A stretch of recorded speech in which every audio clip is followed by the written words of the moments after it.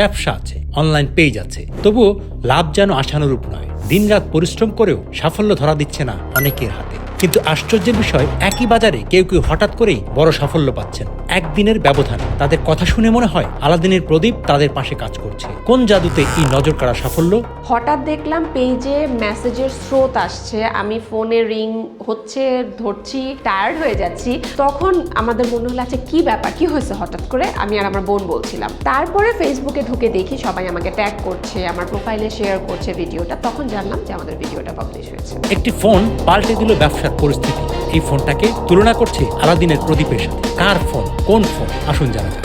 2025 সালের এপ্রিল মাসের দিকে চলতি থেকে আমার কাছে ফোন আসে এবং তারা বলে তারা একটা কন্টেন্ট করতে চায়। এই কন্টেন্টের ব্যাপারে খুবই অনভিজ্ঞ আমি, জানি না কি শুট করবে, কিভাবে কি হবে, আদৌ এখান থেকে কি আসবে। পাবলিশ হওয়ার পরে যে এরকম একটা রেসপন্স আসবে এটা আসলে আশাই করিনি। মজার ব্যাপার হচ্ছে ভিডিওটা পাবলিশ হয়েছে এটাও আমরা জানতাম না। যখন বেবি হয় তখন ওটিতে যাওয়ার লাস্ট মোমেন্ট পর্যন্ত আমি আমার বিজনেসের কাজ হ্যান্ডেল করেছি। আমি যখন সেন্স ফিরেন বাসায় আসি, বাসায় আসার পরে আমার আগের বিজনেসের পার্টনার এবং এমপ্লয়িরা যখন আমার বাচ্চাকে দেখতে আসে, আমি বাচ্চাকে ওরা দেখছিল, আমি কাজ করছিলাম ল্যাপটপে। So that was my dedication toward that business. কিন্তু সারপ্রাইজিংলি আমি যখন কিনা এত কষ্ট করলাম এবং একটা সময় গিয়ে সম্পূর্ণ প্রায় 4 বছর সময় একদমই একাভাবে কাজ করতে হলো, একা এমপ্লয়ি হ্যান্ডেল করা, অফিস হ্যান্ডেল করা, সেই সময়টাতে গিয়ে আমার উপরে একটা অভিযোগ আসলো আমি নাকি এনাফ তেমন কিছু করছি না।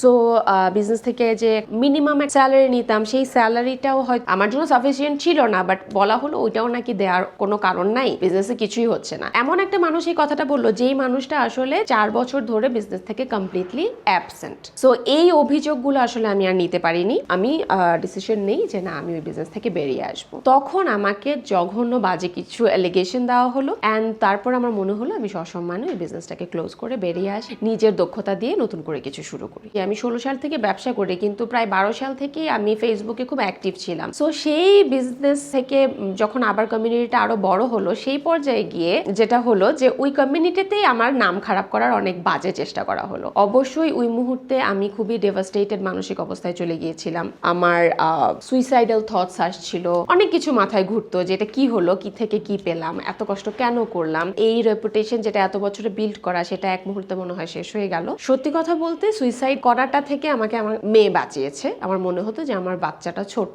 আমি ছাড়া তো আমার বাচ্চা টেক কেয়ার আমার মতো কে করবে।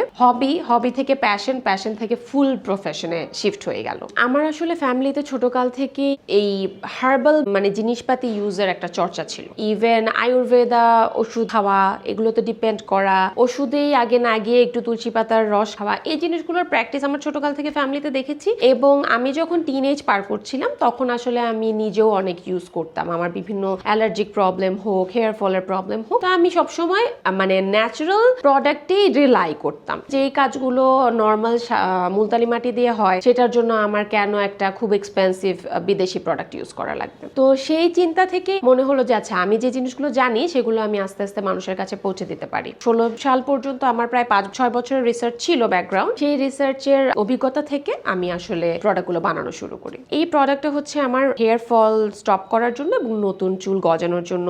এটাই হচ্ছে আপনার সেই 3,500 টাকার প্রোডাক্টের চ্যালেঞ্জ ভার্সন হতে পারে। আসলে আমি যখন এটা ফর্মুলেট করি আমার মাথায় এরকম কিছু ছিল না, জাস্ট কাস্টমারের রিভিউ থেকে আমরা এটা জেনেছি। আমি যদিও 2012 সাল থেকে কাজ করি, কিন্তু আমার বোকার মতো কোনো ধরনের সেভিংস ছিল না। তো যখন কিনা আমি নতুন করে আমার ব্যবসা শুরু করতে হলো তখন কিন্তু আমার হাতে কোনো একটা টাকাও নাই অ্যান্ড আমি কোনোভাবেই রাজি ছিলাম না যে আমার প্যারেন্টসের কাছ থেকে আমি কোনো ধরনের ফিনান্সিয়াল সাপোর্ট নিব।